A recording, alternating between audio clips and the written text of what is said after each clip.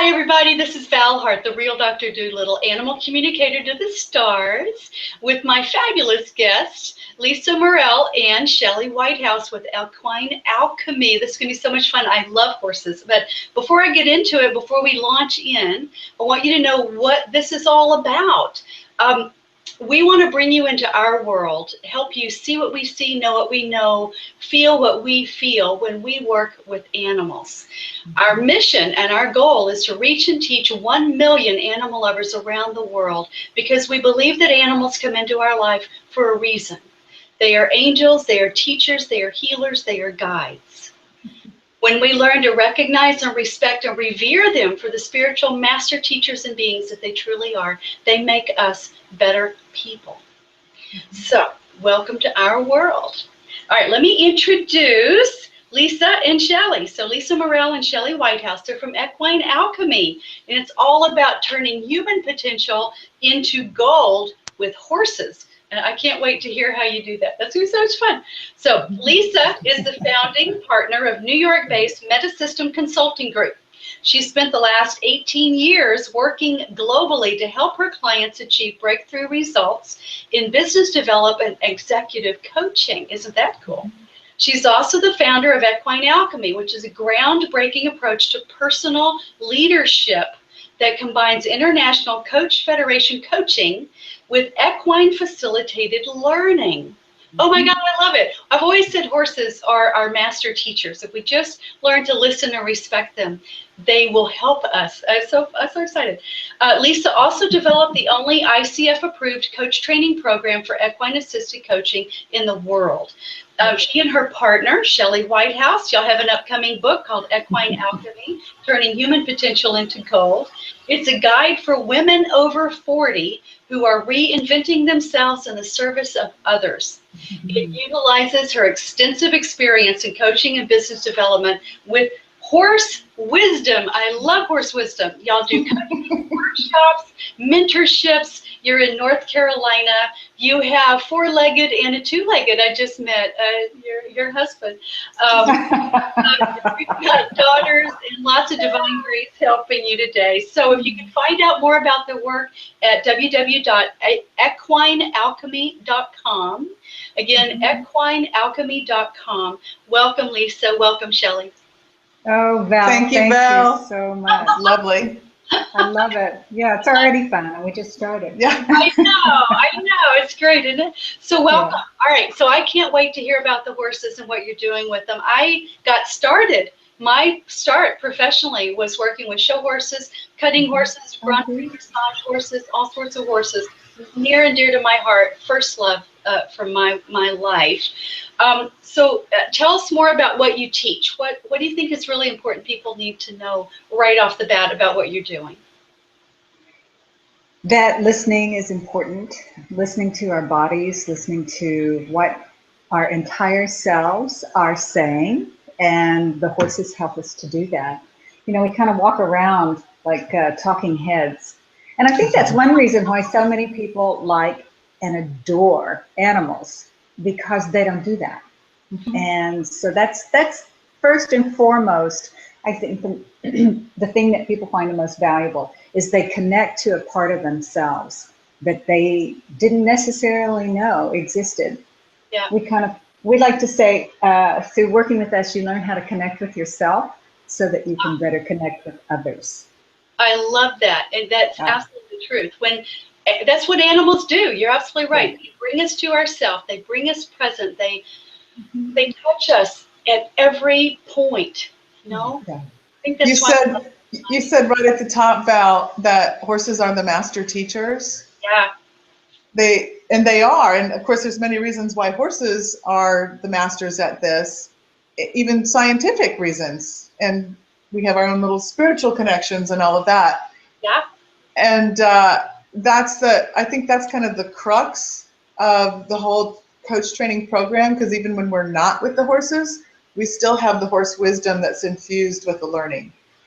Right. It's kind of funny. When I first began doing this, probably about 9 years ago, I mean, I've been around horses all my life, but when I started doing this, incorporating the horses into my corporate work and with executive coaching. Actually, I didn't bring the horses into the boardroom or anything like that. I didn't even bring the people to the horses. I love it. But what I did do, and Val, I'm sure you and everyone who's watching us will understand that what the horses as great teachers taught me, I could still bring to those executives. I could still bring to those people who were organizations. Actually, Shelley and I kind of run this place like a herd of horses. How would they respond? How would they act? Right. What needs to happen? How do we need to respond? What do we need to be aware of? And so those were the things that I was working with in these really big organizations globally and these very high-powered CEOs. It was really horse wisdom. I am so excited. That makes so much sense to me. But speaking of sense, let's talk about horse sense. Yeah. So what is horse sense for humans? What is the sense they have for us? Why don't you tell them, Shelley? Yeah, so the horses, well, it's kind of a double entendre, right? You've heard that person's got great horse sense. Okay. So what does that mean? You know, generally it means that they're responding in a way that makes sense to their surroundings, right? They have some common sense that they're not just running off flying off the handle kind of thing. They're responding. So horse sense is in that sense is I know we could go round and around with this. But that's just being very in tune with your surroundings and your environment, that kind of horse sense. And then the other kind of sense that horses teach us is to be more in tune with ourselves. And then the third thing is to be more in tune with our surroundings, ourselves, and the horse and or another human or humans, which leads to the whole intersubjectivity, horse sense, that knowing feeling that we learn from them. It's really about connection, all of that. And as when I said we really run this outfit like a herd, it's because we want to become aware of, recognize, and respect our connection with each other. Mm-hmm. And it's from that we're so much greater than just ourselves. And so the horses do that anyway.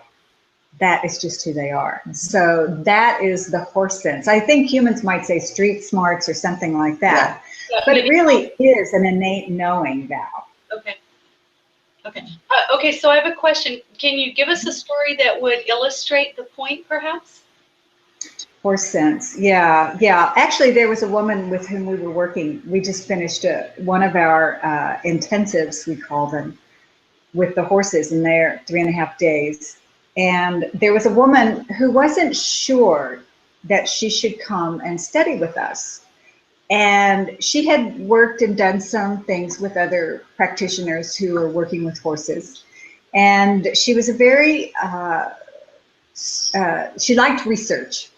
And so she had done all the research. She talked to all the people. She emailed me about, I don't know how many times. We talked on the phone. She talked to Shelley.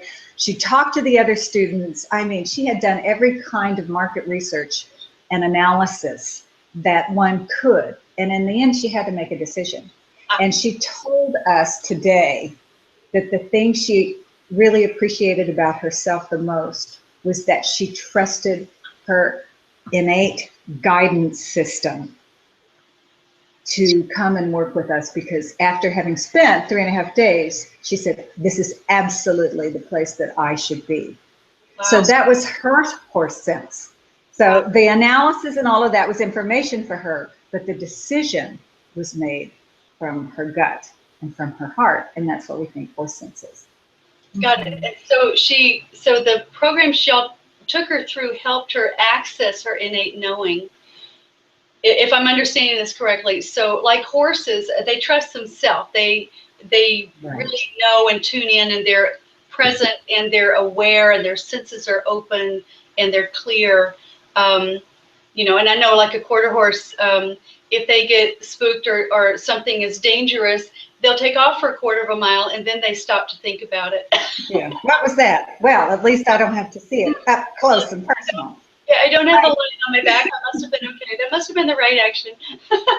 Well, for her, going through the experience the last 3.5 days was validating. It was, okay, I had this feeling, but I didn't really know what it was, because we all have it. We all know when, oh, this feels kind of icky, or, oh, this feels really good, or I don't know, I don't think I should go right now. All of those things, that's our body's information system that as talking heads, we really don't pay a lot of attention to, especially for people who like information. Right. And for horses, that is information. So their horse sense and their information is really important for their survival. So they often teach us that listening to their bodies is horse sense, and it is information that they need to take in, we as humans need to take into consideration in our lives daily. Yes. Yeah. Oh, I got that. Okay, that's wonderful. I love it. Let's shift gears just a second. So how do you think horses are different than dogs or cats? That's a great question. The scenario. Yeah, that's a great question. And it's one we get frequently. All the time. People ask that frequently. Well, how can I do this with my dog? And we were just talking about earlier how dogs and cats aren't walking around with specific agendas and walking around from their heads and and they are just themselves, and horses are also. But the biggest difference is that horses are a prey animal, and being a prey animal, it's their survival, the very survival is based on their ability to sense their surroundings and their environment. Like they have the eyes on the side of their head, right? And their ears can go almost all the way around. And their hearts are 8.5 pounds. And that means their heart's electromagnetic field and their ability to sense what's going on in their environment is so sophisticated, which because they need to know what's happening and how to respond immediately. Their survival depends upon it. Whereas dogs, well, dogs have a smaller heart, but dogs are predators, primarily predators, as is a cat. And although domesticated, yes. Yeah. Yeah. And so they have eyes right here, instead of on the side. Like we do. Yeah. Yeah. Right.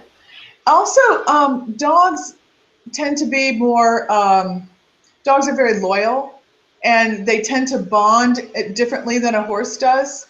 So a dog may be more obedient, and when a horse is left to his or her natural environment, and they're left to make their own choices, they're not always what we would say obedient or always following the rules. They can be rascals. Right.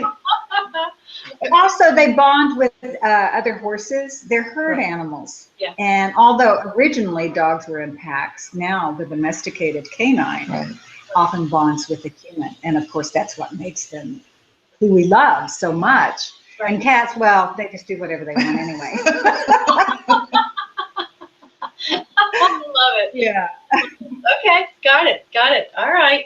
So I would say to those people, I just want to finish this up, Val. I would say to those of you who are saying, well, this really does sound like, what I do with my dog or with my cat or with my birds, because I know several people who have really amazing relationships with their birds. Yeah. I would say yes, absolutely. And that is just go ahead and keep doing that. Mm-hmm. And yet this is a different experience, not one that's better or worse, just different. And it has a different animal. They have different sensitivities, not better or worse.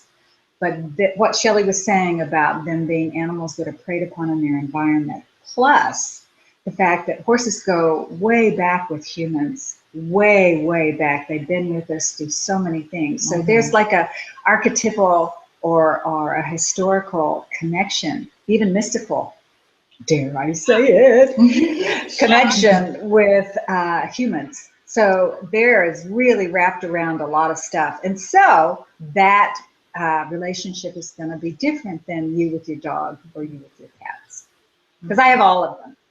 Yeah, yeah, and they're all different, you know, and the gifts they give us are all different and so valuable. I mean, they really do help us be better people. Right. And they help us access our senses in a different way. I love that you brought out the difference between a predator and a prey animal, because a lot of people, you know, our cats and dogs, we're a prey animal. We're hunters fundamentally, even if we're hunting plants, we're still hunters. I think we're both predator and prey as human beings. Yes. I think it, because we work with a lot of people who have been in trauma. Not that that's our specialty, because we really focus on coaching, which is different than therapy. Okay. And it really is about moving forward rather than how did your trauma come about? How do you move forward? And so the horse works with us, and I always say the horse makes conscious for us that which is unconscious. Ooh, horses make conscious for us that which is unconscious, because they are sensitive to those unconscious feelings and messages that we had in our consciousness when they happened. And as humans, we're so complex, we're kind of pushing down. They're still there. It's just our head doesn't recognize them. But the horse's behavior does. The horses does, and their behavior shows us this. So it gives us an opportunity to say, okay, here is where we are now. Let's reintegrate these feelings, and then the coaching from us helps them move forward. But the horse is totally a partner and a coach. Yes. And that's why we did the Horse Sense for Humans. Right. They have so much to say, so we gave them a voice. Yes. Yes. I love that. It's so Well, cool. we always say the human can take away in 10, 20 minutes with the horse what would take months or years or never in talk coaching or therapy. Right. Yeah. Right. Do y'all have a story to tell us about that? Oh, yeah. Today, was it today or was it yesterday? Well, it was this weekend. Yeah, I mean, there were so many experiences.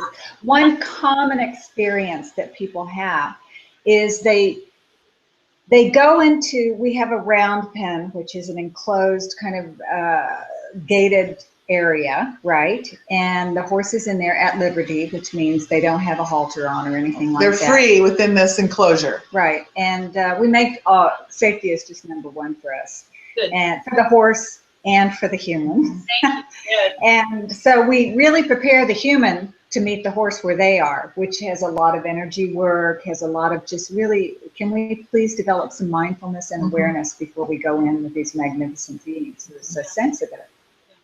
And so we ask them, what is your heart's desire, for example, in this experience with this horse?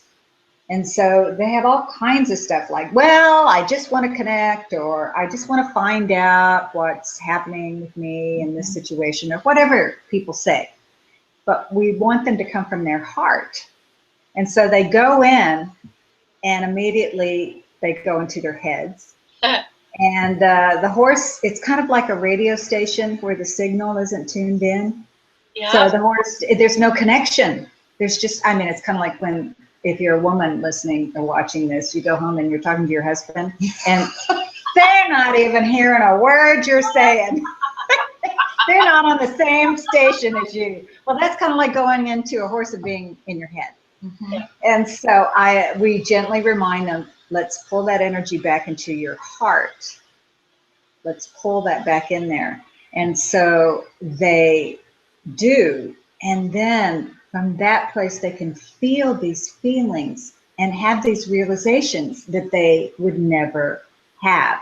Like we had one student yesterday saying, oh my God, in 10 or 15 minutes, this would have taken months. And I've been working on it years to try to realize. And her big realization was when you're in this process of growth and transformation, you don't always have to do anything. Action is not always the best course. Yeah, always required. Like it's not, action is not always required. Yeah. But she couldn't, she had been in coaching, she'd been in therapy, she'd done so many things, and it was that like 10 or 15 minutes where it was really clear to her from she wanted to connect with this horse, and she really realized through their interaction and his behavior, action isn't always required. Yeah. She didn't have to do anything. She had to be different. Right. That was her experience. Yeah. And it's hard to talk about something about being, it's kind of once removed, right? Yeah. I would say it's visceral. Yes, and we call it embodying it, Val. You're embodying the learning because you're actually, when you're working with the horses, because you're meeting them where they are in this big electromagnetic field of the heart. Yeah. And so they kind of meet, and then it has to go through the limbic system, up through the amygdala, and then finally is processed by the neocortex. So it is very visceral. It comes in through that enteric nervous system as well. And I'm sure, being someone who communicates with animals, you know all of this. Oh, yeah. Yeah, I know. And it's just amazing for people to experience it. It is magic, but it's not. Do you know what I mean by that? It's magical. It's magical. Yeah. Yet there's a whole biological response happening and rewiring going on. Yeah. Right. Well, and that's the scientific part, which is really cool. Is it skeptics and and people who don't, the non-believers, basically, if you can show them actually what triggers, what happens, what changes, and they can feel and sense it for themselves, then they get that it's not just an imagination, it's actually real, it's really happening. So I had this group of engineers come once because I live outside of New York City. I come down here with Schelli because she has such a beautiful place and barn, and one of my horses is down here. But there's this group of engineers. Now think about it, Val. Engineers are more of the analytical type. I think they might have fit in that non-believer section that you were just talking about. Well, the reason they got up there is because I've been working with their boss and his wife, who had been living with breast cancer for 8 years. So we worked together for quite a while. Anyway, and she did pass on, and he still remembered his experiences so viscerally, as you said. Yeah. And so he brought his team up there. So there are 5 of these guys, and brilliant guys, engineers, they know everything.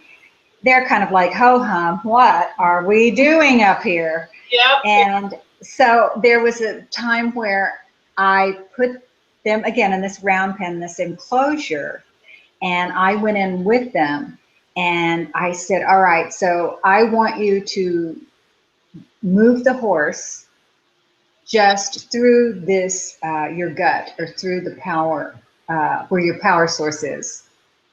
And just by thinking what you want and emitting it through this power, this dantian, if you will, in martial arts, right, you can communicate and connect with them, because we're talking about these electromagnetic fields, right?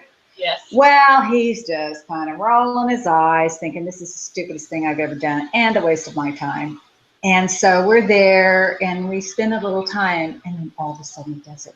He goes, oh my God, did you see that? Did you see that? I just thought move, and he moved. And I said, yes, I saw it. And he goes, oh, look, it happened again. I love it. Was completely blown away by the fact that, first of all, his thoughts had such impact, because everybody's blah blah blahing all the time, or they're thinking and they're not mindful. Right. And the impact of the words, and that he embodied them and then sent them out, and the horses being so sensitive. Okay, that's really clear. You wanted me to move. Okay, I'll move. And it just blew all of the people. I mean, it was like they went on a fantasy ride or drive or something. And all of the stuff is on the ground. We didn't mention that. Nobody's riding. Yeah. But that was a fun thing. Did you see that? Oh, I love it. That's a life-changing experience. He'll always remember. And he'll start communicating more from his body, his center, being present and seeing what changes in his whole universe. Mm-hmm. Amazing. Exactly. Well, that's being one of the main things people take away from working with the horses. Okay. is that feeling of being congruent and being able to communicate. So once you get in alignment with what you're thinking and what you're feeling and what you want to have happen, right, when everything's all aligned. When you're connecting with yourself. Right, you're connecting with yourself, and then you can connect with others. Like we started this conversation out this early, right? That's how we started. You can connect with yourself and be really clear about what you want and who you want to do what you want to have happen, and to direct your energy. So there's where the communication comes in. Right. Whether it's with an animal or another human or whatever, as long as it's benevolent communication, right? Right. I love that. Oh, And go ahead. that was actually one of the reasons why this gentleman who brought his team of engineers up there came, because his wife had been living with cancer. And he had just shut down his feelings for himself. So he had almost like stopped living because he really directed all his care and nurturing for her. And she knew this. She was really clear about this and did not want him to do that. Yeah. And so that's one of the reasons why they came and began working with me. And the horses were very clear when he was out there that he was just not present. Yeah. He would go through the motions, he'd say the words, but he wasn't there. Yeah. And so the horses are not very subtle in their responses sometimes. They're not worried about hurting your feelings. No. So it was very much a learning experience for him that he just wasn't there. And this was so much what his wife wanted, but it's sometimes so hard for your spouse or loved one to tell you something. Yeah. And again, as we said, the words don't always make any sense or difference. Right. So experiencing it really makes the difference. Let's talk about intersubjective states of being. Talk about that for a moment. Big word. Yeah. Well, it comes, what it really means very simply is that Schelli has her own way of looking at things, and I have my way of looking at things. And then when we're really like aligned, or there's synchronicity, or we're merged, that's like an intersubjective state. We are both sharing the same subjective state. And that's what happens when energy fields come together. It's almost like a third state, if you will. And so I'm sure you know this when you're communicating with all of the animals with whom you work. You're here, they're there, and then it comes together with this communication, with this, what you put into words, right? Yes. But it's a communication and a communion that doesn't necessarily have words until you feel it, and then you cognitively put it into words for the other people. Right. But you can sit there and just communicate with them, and you don't have to say anything, right? Right, exactly. That's the third place. That's the intersubjective state. You both have entered into it. Right. And that's what happens with the horses. So that's why it's more than who I am, but I am there. And it's more than who you are, but you are there. Right. But we're there together, creating this new place of connection. I love that. It reminds me of a story. I worked with a client and synchronized her and her horse. They were working on dressage, and gorgeous, fabulous horse. And the horse lived on her property. She had a 2-story house, bedrooms up in the 2nd story. And after I worked with them, she called me a little later, and she was so excited. She said that she had been in her bedroom and she was doing her thing, and all of a sudden she thought, I think I'm going to go out and ride, or go check on my horse or whatever. I'm going to go to the barn. And she glanced out the window. She saw the horse out in pasture, ways. The horse at that instant picked its head up and looked at her. Started going. And then headed to the barn to meet her there. I love it. Yeah, I mean, merging, synchronizing, intersubjective being, it's like we are connected. Once you have these channels open, they are connected. And they know what we're thinking and feeling, and we can know what they know as well. So. They know so much. Yes, it's kind of like they're this, well, dare I say it, higher species. And we're just trying to catch up with them. They don't have a lot of static. There's not a lot of Very static clear. going on and all kinds. They're not multitasking and they're not, yeah. So sometimes they are higher because they're cleaner or clearer than Yeah, we are. So they can help us come into balance and right, to get into our own knowing, to access our own knowing, and then right. be in that relationship with them. But they help us to become that clear. Yeah. We Yeah, can be here. Yeah, We just because hang on to Val, it. you know that you can't go in and start communicating with any animals if you've got 10 things in your head, or your head's not clear, or your heart's not clear. You really have to get into the zone, so to speak, and just be open and clear. okay. And that's not a state that a lot of humans are living in right now. Right, Yeah. right. Do you have a tip to help people get started? Yes, actually, we do. We do something called a body scan. Okay. And it's really simple. And I'm sure a lot of people have heard of different versions of this, and that's totally fine. If you already have one way to get in touch with your body, please use that. A tip would be to use it more often. Another tip to using it would be to breathe while you're doing it. But basically, it Yeah. just means to start checking in with your head. What's going on? And the whole point of this is not to ground. It's just to notice, right? So you begin to notice how your head feels. Notice if you have tension in your jaw. Notice if your eyes hurt. Notice. You don't have to do anything. And then go down into your throat, into your shoulders, down into your fingers. Go down your whole torso and back, noticing things. Are you breathing? Is there more tension in one shoulder? Are you lopsided? Just giving your body a voice. Yeah. Yeah. All the way to the floor. A lot of times people can't even feel their feet on the floor. In Wow. fact, when I see people in a distressed state, that one of the first things I ask them is, can you feel your feet on the floor? That is really grounded. And then notice after you've gone from your head to your feet, come back up. I always like to say, like you have a feather and it's just brushing up your body. And notice if anything is different as a result of you paying attention to your body. I love that. Yeah, that's And helpful. one of the things that I was shocked around when I first started doing this work is I didn't have to change anything.